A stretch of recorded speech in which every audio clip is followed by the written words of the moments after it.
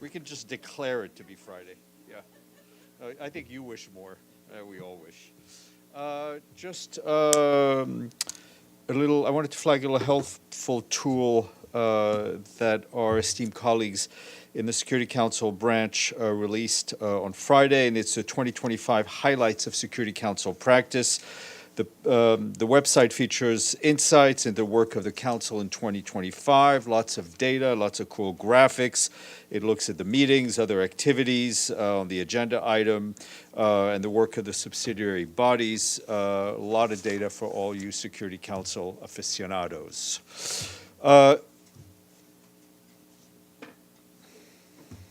Once the tenor is starting to sing, you can't sit down. Speaking of Security Council, at 3 p.m. this afternoon, there will be a Security Council meeting on maintenance and peace and security, and that will focus on Ukraine. Our Undersecretary General for Political and Peacebuilding Affairs, Rosemary DiCarlo, will brief Council members. She is expected to underscore that the new year has brought no peace or even respite for Ukraine, but renewed fighting and devastation. Ms. DiCarlo is expected to note the recent use of the so-called Oreshnik missile, the second time the potentially devastating weapon has been fired at Ukraine since 2024. Also briefing will be Ramesh Rajasingham from the Department of Coordination of Humanitarian Affairs. He is expected to warn council members about the impacts of the attacks on civilians, especially the strikes that impact energy facilities, cutting off power and heating for people enduring freezing temperatures in the midst of winter in Ukraine. And on the ground, our humanitarian colleagues tell us that over the weekend and the early hours of today, several civilians were killed and injured in the Ukrainian capital, Kyiv, as well as the regions of Chernihiv, Donetsk, Dnipro, Kharkiv, Kherson, Kyiv, Odessa, and Zaporizhzhia. This is what local authorities are telling our colleagues on the ground. 2 health workers were reportedly injured in Chernihiv region when their ambulance came under attack while on a call in a border community. As the weather conditions deteriorate, hundreds of thousands of households were left without electricity and heating across Ukraine, leaving entire communities without electricity, heating, with overnight temperatures down to nearly minus 20 degrees centigrade. And in Kyiv, repairs are continuing to try to restore critical electricity and heating services to all those who need it. The water supply has been fully restored, while 1,000 multi-story apartment blocks have been without heating since January 9th. And parts of the city have electricity only for several hours per day. That's what the authorities are telling us. Complementing the work of utility companies and national rescuers, aid workers provided hot meals, water, and psychological support, and also deployed mobile warming centers where impacted people can warm up, charge their devices, and receive essential support.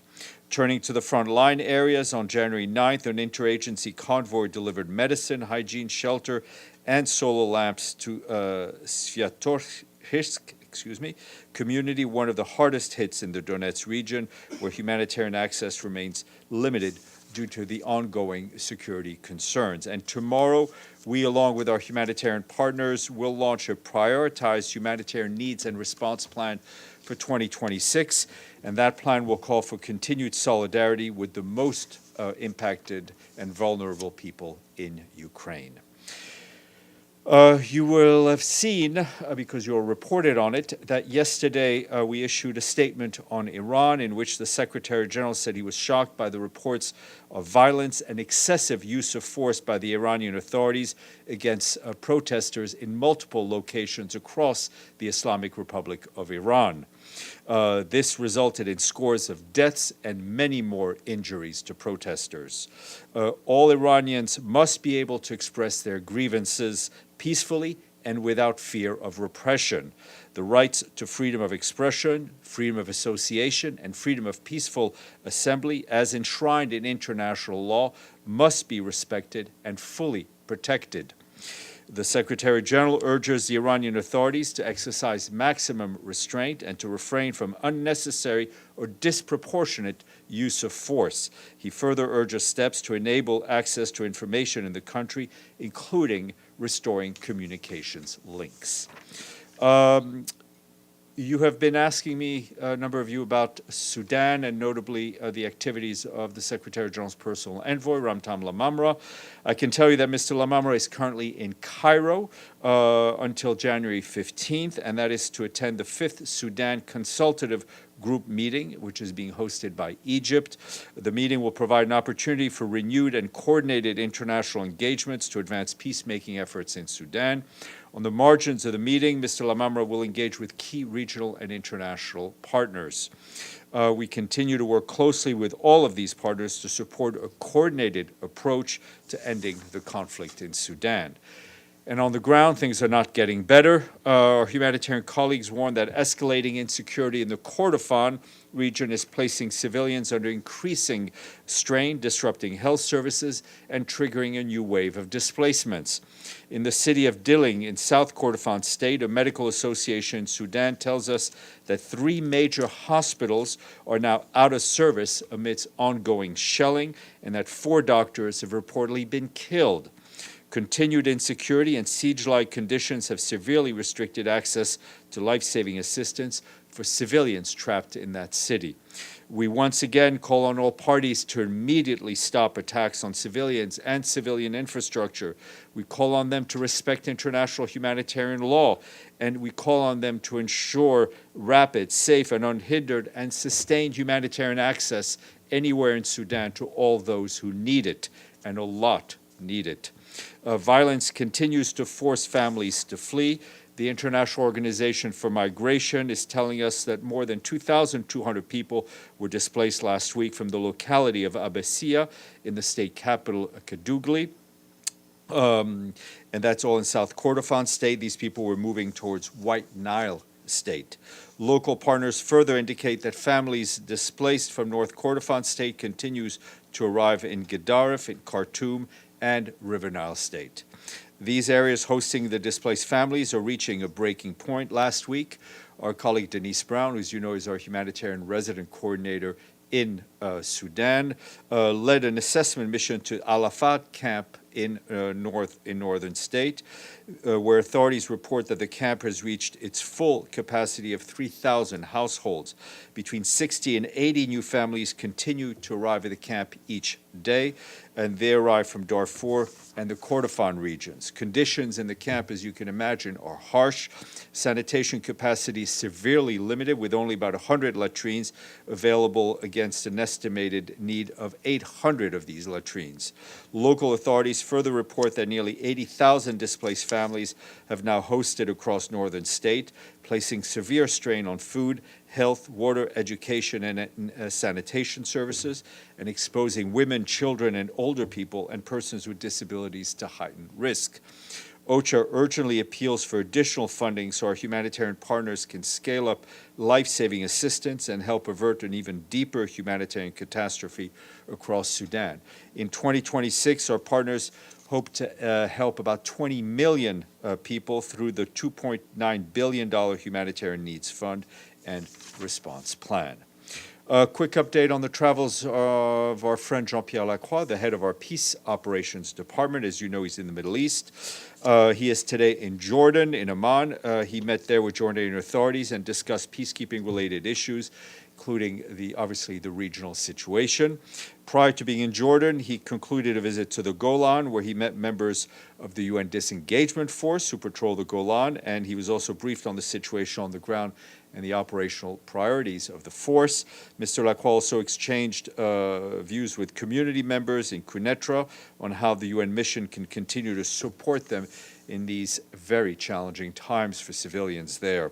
During his stop in Damascus, he met with Syrian authorities and reaffirmed the UN peacekeepers' commitment to continuing to carry out their important mandate.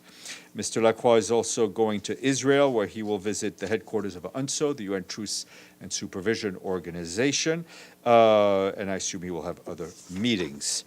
And in terms of Syria itself, you've been asking me, and I think it was you, Edie, about our engagement and response in Aleppo, and I can confirm that we continue to follow the situation closely and remain engaged with all relevant parties. We are aware of the reports of casualties and injuries and underscore once again the imperative for protecting civilians as well as the infrastructure that they use. As of yesterday, our partners tell us that approximately 119,000 people have been displaced since renewed hostilities in Aleppo City. UNHCR and other partners on the ground are providing assistance to displaced families in temporary shelters and host communities. Support includes the distribution of blankets, mattresses, and much-needed winter clothing. We urge all parties to ensure the safety and the protection of civilians amidst the ongoing hostilities that we're seeing in Aleppo. Immediate measures are needed to prevent harm, guarantee safe passage for those fleeing, and uphold humanitarian principles. And turning to Gaza, our humanitarian colleagues tell us that the humanitarian situation there remains dire as harsh weather conditions are jeopardizing the progress made by the humanitarian response. To help address the immense shelter needs during the past week, our partners delivered supplies to 28,000 families, including 1,600 tents, 16,000 tarpaulins, and 27,000 blankets. They warn, however, that 1.1 million people still urgently need help as rainstorms continue to damage and destroy many existing shelters. Our partners stress that tents remain a temporary solution and more supplies are needed, including toolkits, cement, and heavy machinery to clear debris, as well as sustained funding to transition from emergency to early recovery efforts. Children continue to be severely affected by the cold temperatures and the harsh weather. Since the start of the ceasefire in at the end of this year, our partners were able to distribute more than 310,000 children winter's clothing sets and more than 112,000 pairs of shoes as part of the winterization efforts. They also installed 150 specialized tents across Gaza to be used as child-friendly and safe spaces. Meanwhile, our partners leading on addressing malnutrition report that last month they screened 76,000 children and identified about 4,900 cases of acute malnutrition, including more than 820 cases of severe acute malnutrition. This brings the total number of acute malnutrition cases identified in 2025 to nearly 95,000. Our education partners continue to expand their presence with 18 additional temporary learning spaces opening their doors last week to about 35,000 students. The total number of operational temporary learning spaces is now 440, accommodating about 268,000 children. Our partners say that education supplies continue to be denied entry by the Israeli authorities on the grounds that education is not a critical activity during the first phase of the ceasefire. We do believe that it is critical activity. OCHA continues to call for rapid, sustained, and unimpeded access to allow ourselves and our partners to scale up assistance faster to prevent further deterioration and alleviate the suffering of people in Gaza. Quick update from Venezuela, where a shipment of about 40 metric tons of medical cargo arrived in Venezuela from the government of Brazil. Our colleagues from the Pan American Health Organization, which, as you know, is the regional arm of WHO, say the delivery, which arrived late Friday, include essential medicine and dialysis material needed to maintain treatment for patients who need it. It's the first installment of a package totaling up to 300 metric tons coordinated with Venezuelan health authorities. This follows the events on January 3rd when a warehouse used to store renal treatment stock was destroyed. The facility had held roughly 3 months' worth of material for 8,000 patients, which is the equivalent of about 100,000 dialysis sessions per month. PAHO says in Venezuela thanked Brazil for its support and indicated that the arrival of this shipment will help prevent treatment interruptions and while longer-term replenishment planning continues. Just want to note that today in Kenya, on his first official visit as the High Commissioner for Refugees, Barham Saleh called for stronger global support to develop the solutions refugees need to rebuild their lives. Speaking in Nairobi after visiting Kakuma municipality in northern Kenya, The High Commissioner acknowledged Kenya's decades-long generosity in hosting refugees and far-sighted policies that allow refugees to work and access health care and education, as well as financial services. Last year, less than a quarter of UNHCR's needs-based budget for Kenya was funded. Mr. Sali warned that the funding crisis is threatening lives and risks reversing the hard-won progress made.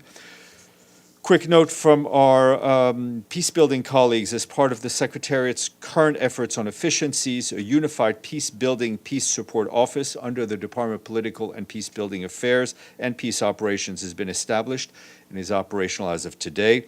The Peacebuilding and Peace Support Office, which the Secretary General said would be a center of excellence on prevention, peacebuilding, and peace support, will ensure that security gains are reinforced by institutions and development. The General Assembly endorsed the proposal to integrate DPPA's Peacebuilding Support Office with 3 offices from the former Office of Rule of Law, security institutions under the Department of Peace Operations. More information should you want it. New resident coordinator to announce, our colleague Vladanka Andreeva of North Macedonia assumed her role as UN resident coordinator in Cambodia following the agreement from the government. She brings over 25 years of experience in international development, humanitarian coordination, strategic advocacy, and many other things. She was most recently the humanitarian coordinator in Azerbaijan, and we congratulate her on her new post. Finally, some cash is coming in. Not to you, to me, I guess, in a certain way.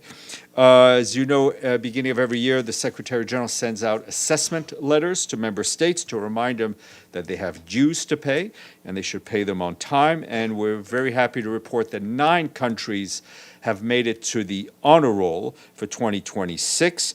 To be on this year's honor roll, member states must make their full contributions to the regular budget by February 8th, 2026. So I know all the permanent missions that are watching are taking their checkbooks out. Needless to say that given the current financial situations, we strongly encourage all member states to pay their full assessments in full and on time. And the top of the honor roll today goes to Armenia, the Democratic Republic of the Congo, the Dominican Republic, Hungary, Kazakhstan, Kuwait, Poland, Portugal, and Ukraine. Congratulations to them for having reached for their wallets immediately. And I think that's it. Edie. Thank you, Steph. A couple of follow-ups on Iran. First, has the Secretary General been talking to anyone in the senior leadership of Iran? No, he has not. As you know, communications are quite challenging now. As soon as I have something to report, I will share that with you. Does the United Nations have staff in Iran? And if so, what's their status? Yeah, we have a country team. They are, I think some of them are working from home, but everyone is safe and accounted for. And on a completely different subject, has the United States received any official notification from the United States about the withdrawals? No. Deji, then Gabriel. A follow-up on Edie's question, since it's a little bit difficult for Secretary General to contact anybody so far with the high-ranking Iranian officials, is he planning to do so or receive any requests? As I said, I will let you know as soon as there's something to report to you. We know that President Trump, he hinted there might be some very strong options of military intervention on the situation in Iran. What is the Secretary General's response to this potential intervention? Look, I think the Secretary General has been very clear in the use of his language under what is actually going on in Iran and the repression and the killings of civilians that we're seeing, which is very concerning to say the least.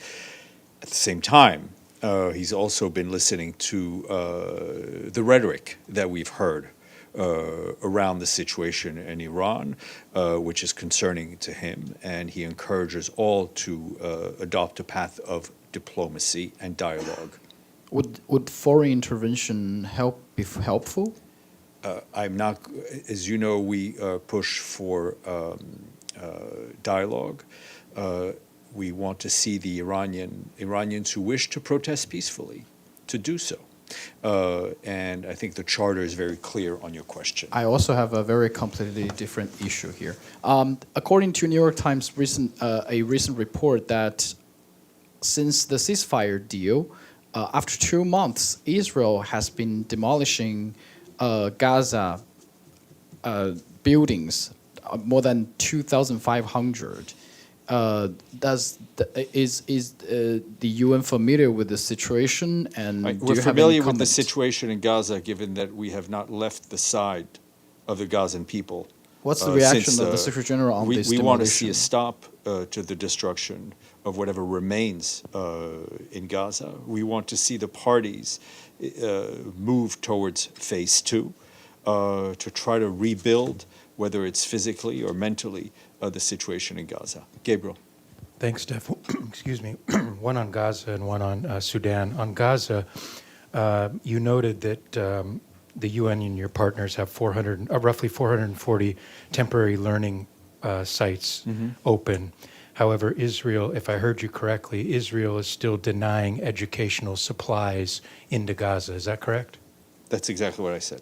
And what exactly educational supplies do you mean in I general? think my understanding is it's stuff you need to run a classroom, whether it's blackboards, if those things are still used, and kits for students. We have our colleagues at UNICEF are well versed, and other agencies in bringing kind of minimum kits to help students get back on track. But I can try to get you more detail. And the justification that you read out that Israel is giving is that it doesn't qualify or is not necessary under the ceasefire agreement at this stage. Is it safe to assume the Secretary General disagrees with that justification? I hope he does disagree, because I just said that we disagree. So let's hope there's no daylight between myself and my boss. Fair point. Can I Zara. get one on Sudan real quick? Yes, please, go ahead. Thanks. Just on Sudan, the government announced that they've moved back to Khartoum over the weekend after, for the last 3 years, essentially running government operations out of Port Sudan. Does the Secretary General have any comment on that, and how will that potentially affect the humanitarian work that you Well, guys obviously, do? it's not for us to comment. Khartoum is the capital. It's normal that the government want to move back its operation to its own capital. As you know, we have been going in and out of Khartoum to try to see if we can regain some of the property that was there, to start to work there. As far as I know, Ms. Brown is still based in Port Sudan, but we have staff in Khartoum. And obviously, the sooner we can return to Khartoum in a safe environment, or less dangerous environment, we will do so. Zara. Thank you, Steph. Iran's mission has sent a letter to the Secretary General and the Security Council regarding foreign interference and threats by the U.S., especially President Trump's statement against Iran and incitement to violence. And today, Iran's foreign minister also said that we have extensive documents and evidence indicating U.S. and Israel involvement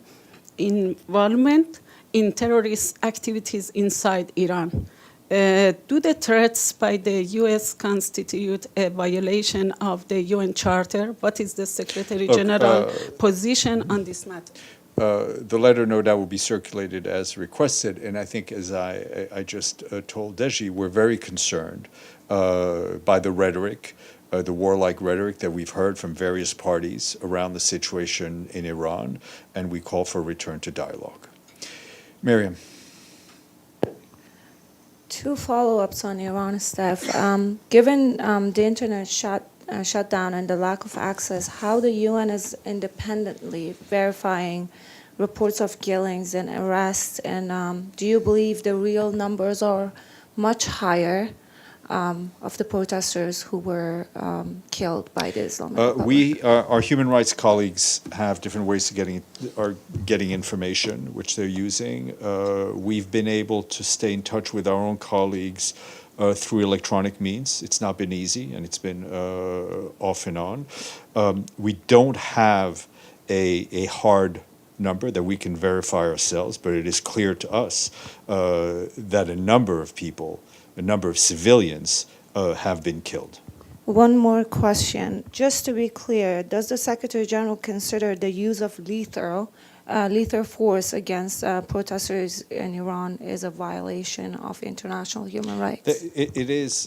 There is an inherent right for people to protest peacefully in law enforcement operations, and we've talked about this in various places around the world. Law enforcement needs to protect people who want to demonstrate peacefully. If there is violence, the use of force needs to be proportionate, which is not something that we have seen from what we see. David. Thanks, Steph. Going back to Ukraine and today's Security Council meeting, I did not see, and perhaps I missed it, a reaction from the Secretary General on the usage of the type of ballistic missiles, nuclear-ready missiles in Ukraine over the weekend. Could you please give a... Sure. I mean, it's a very concerning and worrying development, and as I mentioned, Ms. DiCarlo will address that this afternoon in her Security Council briefing. Islam. Thank you, Stéphane. I have two questions, one on Gaza and one on Syria. On Gaza, local authorities stated that 21 displaced Palestinians have died due to extreme cold, 18 of them children, and the last one is 1 week old infant. Do you get any restrictions still, especially getting winter supply to Gaza? And also, second question related with this, Israel had announced banning private NGOs, close to the 50, I believe, the number.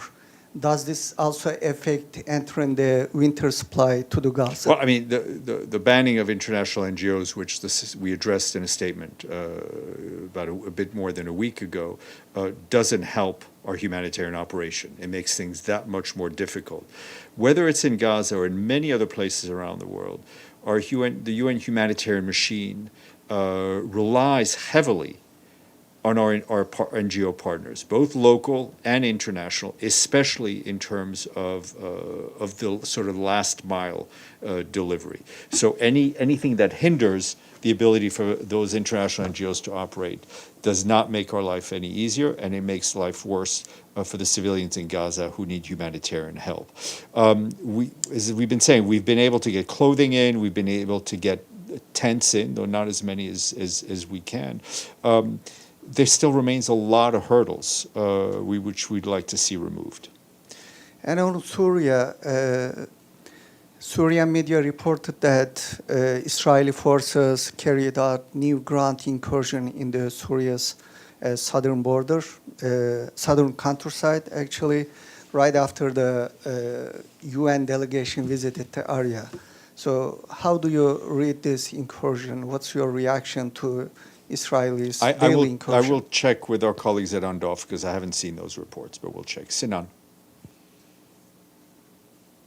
Thank you, Steph. First thing first, from Spot Press Co-op. Two questions, if you don't mind. The first one is HTS forces affiliated with Damascus threw the dead body of a Kurdish female fighter from a building. I am sure you saw that footage. Does the Secretary General view this as a war crime or as a crime against humanity? What's his... To be honest, I have not seen that report or that footage, but obviously what you tell me is very concerning. I'll look into it. Second question, the HTS transitional government, whatever you call, committed 3 massacres against the minorities. When we go back to the march, we saw a massacre against Alawites, and since then, 50 women have been kidnapped. I mean, there is still no report on that. And then when we go to the South Syria, we see a massacre against Druze and now the Kurds. So after all these things, does Secretary General have confidence in the inclusivity of Jolani's and his government? As we've said, there still needs to be a lot of work done on inclusivity.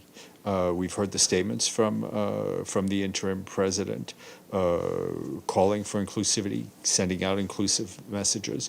We'll continue to work with the government, but our message is clear, that all Syrians, whether Druze, Alawites, Christians, Sunni, Shiite, or any other minority, need to feel safe and need to be protected by their government. And in Syria, as anywhere else, if crimes have been committed, there will need to be accountability, and there are a number of UN mechanisms working on that. Last one, if you don't mind, very quick one. How concerned is Secretary General about the safety of minorities in Syria?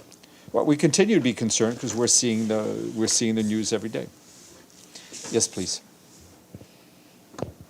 Thank you, Steph. Our question is also on Iran. You mentioned that the Secretary General expressed shock at the scale of the destruction and protests in Iran right now. When the UN sanctions were reimposed through the snapback mechanism last September, was the Secretariat aware that these measures eventually and inevitably would trigger the level of economic and social turmoil we are seeing right now? Or was this like an unforeseen consequence? Listen, whether it's you as a journalist or us at the UN, I mean, we're aware of the situation. No one can predict what can happen. What we're seeing now is what we're expressing our opinion on the ground. Just a quick follow-up, please. On the same topic, Goldman Sachs has warned that states like Iran can now adapt to sanctions through gold and de-dollarized trade, which gives the regime a financial backdoor that the ordinary people of Iran, in this case, don't have, unfortunately. So is the UN concerned that it is enforcing an old sanctions model that can't keep up with what the state is doing, but unfortunately is very destructive for the people? Look, we have always, and this has been going on for a while, expressed our concern about sanctions that tend to hurt more people than leaders anywhere around the world. And we expressed our concern about unilateral sanctions as well. What is important, and every government has the responsibility to ensure the well-being of their people, whether it's physically or economically. Pan, and then we'll go here. Thank you, Steph. You mentioned just now that 8 countries have paid their dues to the United Nations this year for 2026. Do you have the number how many countries have not paid their dues for 2025, and which countries? Thank you. Yes, we can share that list with you. It's publicly available. Yes, sir. Thank you. On North Korea, DPRK mission last night denounced the event MSMT teams for the afternoon, planned for this afternoon at the UN. Do you have any response to that? They denounced what? Sanction monitoring team, MSMT's event planned for this afternoon at the UN. I don't know about the event. I can look into it. Alex. Thanks, Steph. There have been some reports suggesting Venezuela's Machada will be in the United States on Thursday. Is there any chance the Secretary General will meet with her? I have not seen anything on his schedule, but we will inquire. Secretary General's door is always open to people. Sinan, then Islam. Okay, thank you, Steph, letting me ask you more questions. According to reports, there are still civilians in Aleppo's Kurdish neighborhoods, and some of them have been detained. I wonder if there is a specific mechanism monitoring the situation when it comes to the safety of the... We have humanitarian teams on the ground trying to reach all those people who need it, and they're based in Aleppo. So we'll see what information and what we're trying to see also what access they can actually have. Same for the detained people too? Sorry? There are also some civilians detained by the HTS. No, I don't know if they have the authority to check on their detainees, but they are looking at the overall humanitarian situation. This is the last one, I promise. Around 200... Don't give me promises you can't keep. Okay, we'll see.